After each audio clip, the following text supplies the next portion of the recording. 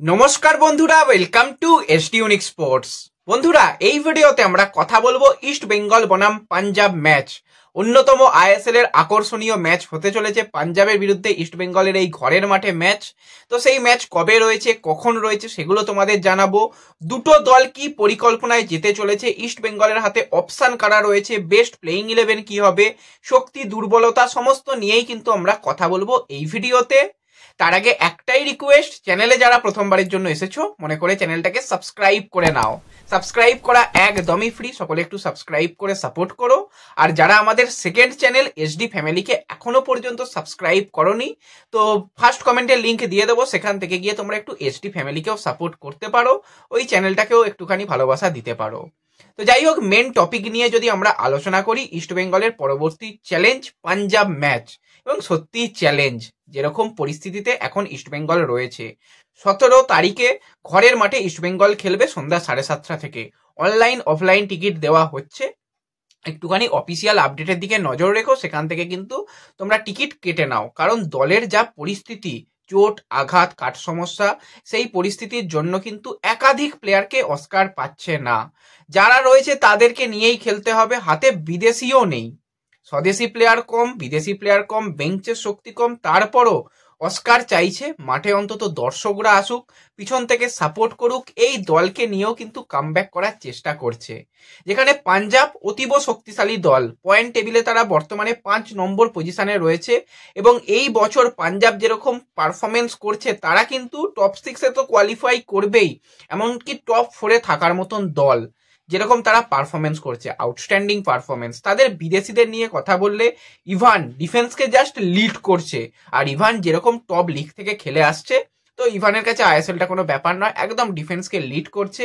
মাঝখানে কিন্তু যে সমস্ত প্লেয়ার রয়েছে অসাধারণ অসাধারণ পারফরমেন্স করছে। নিখিল প্রভুর কথা আলাদা করে কি বলবো, নিখিল প্রভু ডিফেন্সেও খেলতে পারে, মিডফিল্ডেও খেলতে পারে, দারুণ খেলছে। ফিলিপের কথা বলতে হয়, পুরো মাঝ মাঠটাকে ডমিনেট করছে, চান্স ক্রিয়েট করছে।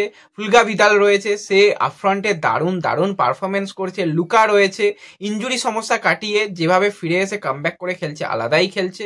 তো অপশান প্রচুর রয়েছে, হাতে 6 বিদেশি প্লেয়ার রয়েছে। সেখানে আমরা ইস্টবেঙ্গলের দিকে তাকালে মাত্র 2জন বিদেশি প্লেয়ার অ্যাভেলেবেল। হেক্টরকে বাদ রাখলাম একদিকে, ক্লেটন সিলভা যে পারফরমেন্সের ধারে কাছে নেই, যাকে রাখা না রাখা সমান, দলের বোঝা, তাকে নিয়েই কিন্তু চলতে হবে। ডিফেন্সে হিজাজি বেশ কিছুটা মানিয়ে নিয়েছে, বেশ কিছুটা ভালো খেলছে। তো ডিফেন্সে প্লেয়ার, মাঝে কোনো প্লেয়ার নেই। ডিমি, তাকে পাওয়া যাবে কি না যাবে খুবই একটা ডাউটের ব্যাপার, অনিশ্চিত এক প্রকার ধরে রাখো। আর হেক্টরের ক্ষেত্রেও ব্যাপার একই, অনিশ্চিত। তার মানে হাতে 2জন যারা বিদেশি রয়েছে তারা অনিশ্চিত। মাদিতালাল সিজন আউট, আর সাউল ক্রেসপো দেশে ফিরে গেছে। এরকম একটা কঠিন পরিস্থিতিতে ইস্টবেঙ্গলকে খেলতে হবে। ভাবতে পারছো কতটা কাজটা কঠিন হবে অস্কারের জন্য। তারপরে যদি মাঠ ভর্তি না হয়, প্রচন্ড চাপে পড়ে যাবে দলটা। তোমাদের প্রিয় দলের সাপোর্ট কিন্তু এই সময় করতে হবে। এই জায়গা থেকে দেখতে গেলে পাঞ্জাব অনেক বেশি বিদেশি বিভাগে শক্তিশালী, সেখানে ইস্টবেঙ্গলের শক্তি অনেক অনেক কম, মানে নেই বললেই চলে। 2জন বিদেশিকে নিয়েই হয়তো প্রথম থেকে ব্যবহার করতে পারবে। তো সেই জায়গা থেকে শক্তির দিক থেকে অবশ্যই পাঞ্জাব বেটার পজিশনে রয়েছে। ইন্ডিয়ান প্লেয়ারদের মধ্যে বলতে গেলে পাঞ্জাবে এমন কোনো বড় নামের ইন্ডিয়ান প্লেয়াররা নেই যারা দারুণ পারফরমেন্স করে। ইস্টবেঙ্গলের কাছে বড় নাম রয়েছে এবং পারফরমেন্স মোটামুটি ভালো করছে। কিছু ম্যাচে, লাস্ট কয়েক ম্যাচে মহেশ বলো, নন্দকুমার বলো, আনোয়ার বলো, ভালো করছে, লাল বলো ভালো পারফরমেন্স করছে। তো ইন্ডিয়ান প্লেয়ারদের আরো বেশি দায়িত্ব নিতে হবে। যদি নিজেদের সেরাটা খেলতে পারে, তো সেই ইন্ডিয়ান বিভাগে কিন্তু ইস্টবেঙ্গল বেশ কিছুটা এগিয়ে থাকবে। কিন্তু হাতে অপশান খুব কম, বেঞ্চের শক্তি খুবই কম। তো বেঞ্চের দিকটাও একটু ভাবতে হবে ম্যানেজমেন্টকে, যাতে বেঞ্চ শক্তিশালী হয়। বেঞ্চ না শক্তিশালী হলে যত ভালোই দল গঠন হোক না কেন, কাঠ সমস্যা, ইঞ্জুরি সমস্যার কারণে ফার্স্ট 11-এর প্লেয়াররা বাদ পড়লে প্রচন্ড সমস্যায় পড়তে হবে। এই জায়গাতে সমস্যা রয়েছে। আর যদি আমরা হেড টু হেডের রেকর্ড নিয়ে কথা বলি, আইএসএল এর মঞ্চে গত সিজনে 2বার মুখোমুখি হয়েছিল। তো সেক্ষেত্রে ইস্টবেঙ্গল ঘরের মাঠে পাঞ্জাবকে হারাতে পারেনি, 0-0 গোলে ড্র হয়েছিল। আর পাঞ্জাবের বিরুদ্ধে যখন অ্যাওয়ে ম্যাচ ইস্টবেঙ্গল খেলেছিল, সেখানে ভাই মাদিতালাল আলাদাই খেলেছিল। মাদিতালাল একাই ইস্টবেঙ্গলকে শেষ করে দিয়েছিল। সেই ম্যাচটা ইস্টবেঙ্গলকে বড় ব্যবধানে হারতে হয়েছিল, 3-1 কি 4-1 এরকম একটা ব্যবধানে হারতে হয়েছিল। তো এটাই কিন্তু হেড টু হেডের রেকর্ড। এই সিজনের একদম প্রথম ম্যাচ, ফ্রেশ ম্যাচ হিসাবে খেলবে ঘরের মাঠে, তো অবশ্যই চাইবে ইস্টবেঙ্গল অন্তত ম্যাচ থেকে পয়েন্ট পেতে। 1 পয়েন্ট পেলেও সেটা খুবই ভালো, আর 3 পয়েন্ট হলে তো কোনো কথা হবে না। অস্কার অবশ্যই আগে ডিফেন্সকে শক্তিশালী রাখার চেষ্টা করবে, কারণ যেভাবে পাঞ্জাবের মতন দল, সেখানে যদি আমরা বলি যে যারা মুসাগা বাকিঙ্গা কথা বলি বা যদি লুকার কথা বলি, তো ফিজিক্যালি স্ট্রং, গোল করতে পারে এবং যথেষ্ট টেকনিক্যালি ভালো এবং প্রচন্ড পরিমাণে প্লে অ্যাক্টিংও করতে পারে। তো সেই জায়গা থেকে ইস্টবেঙ্গলকে একটু বেঁচে খেলতে হবে।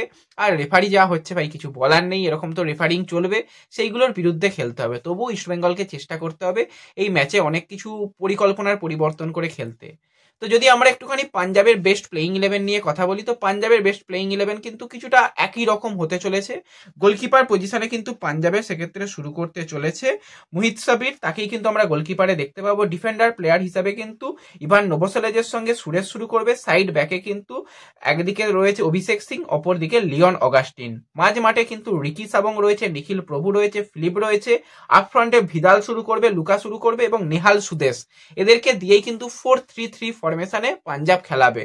এবং পাঞ্জাবের কোচ শঙ্করলাল ভাই আলাদা কিছু ম্যাজিক করে। মনে থাকবে যেটা শঙ্করলাল খেলিয়েছিল লাস্ট ইয়ারে ইস্টবেঙ্গলের বিরুদ্ধে, যখন ইস্টবেঙ্গল অ্যাওয়ে ম্যাচ খেলতে গিয়েছিল, আলাদা দল পারফরমেন্স করেছিল। তো অবশ্যই শঙ্করলাল চেষ্টা করবে ইস্টবেঙ্গলকে হারাতে। এবং ইস্টবেঙ্গলের যদি আমরা বেস্ট প্লেইং 11 নিয়ে কথা বলি, ভাই প্লেইং 11 বানাতে গিয়েই রীতিমতন ভয় লাগছে ভাই, এই দল নিয়ে কি করে খেলবে। তো গোলে অবশ্যই প্রভসুকান সিং গিলি শুরু করবে। গিল লাস্ট ম্যাচটা খুব একটা ভালো যায়নি, এই ম্যাচে ভালো কিছু করার চেষ্টা করবে। তার আগে 3টে ম্যাচে ক্লিন শিট রেখেছিল।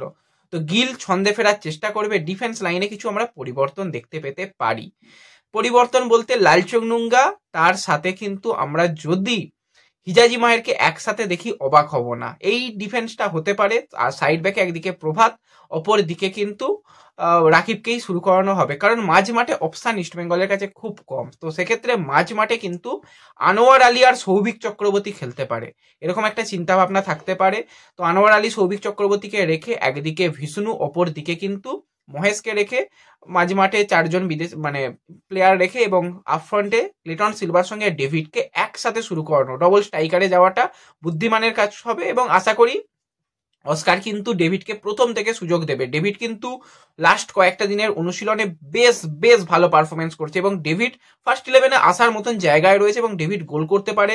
হ্যাঁ, ডেভিডের হয়তো এক্সপিরিয়েন্সের অভাব হতে পারে, কিন্তু যে প্লেয়ার গোল করতে পারে, যে প্লেয়ার গোল চেনে, তাকে অবশ্যই সুযোগ দেওয়া দরকার। তো তাকে অবশ্যই সুযোগ দিতে চাইবে অস্কার এবং এই রকম পরিকল্পনাতেই যাবে। এবং আমরা যদি দুটো দলের চান্স নিয়ে কথা বলি বা জেতার সম্ভাবনা নিয়ে কথা বলি, অন পেপার হয়তো পাঞ্জাব কিছুটা এগিয়ে, এটা মানতে কারো অসুবিধা নেই, পাঞ্জাব হয়তো কিছুটা এগিয়ে, কিন্তু অন ফিল্ড যারা পারফরমেন্স বেটার করবে, রেফারি যদি কোনো রকম ব্লান্ডার না করে, ইস্টবেঙ্গলের এই ম্যাচ থেকে 3টে পয়েন্টও যদি নিয়ে আসে আমরা অবাক হব না। এইরকম পরিকল্পনায় চলছে, বেশ কিছু ভেরিয়েশন চলছে, সেই ভাবে যেতে পারে। গেম প্ল্যানিং কিছুটা আলাদা হবে এই ম্যাচের জন্য এবং সর্বোপরি সাপোর্টারদের গিয়ে মাঠ ভরাতে হবে। এটা রিকোয়েস্ট আমাদের চ্যানেলের তরফ থেকেও রইল, পারলে সবাই একটু মাঠে যাও। তো ব্যাস, এই ভিডিওতে এটুকুই আলোচনা করার ছিল। ভিডিও ভালো লাগলে লাইক শেয়ার করে দিও। চ্যানেলে প্রথমবারের জন্য এলে চ্যানেল সাবস্ক্রাইব করে নিও। দেখা হবে পরবর্তী ভিডিওতে। ধন্যবাদ।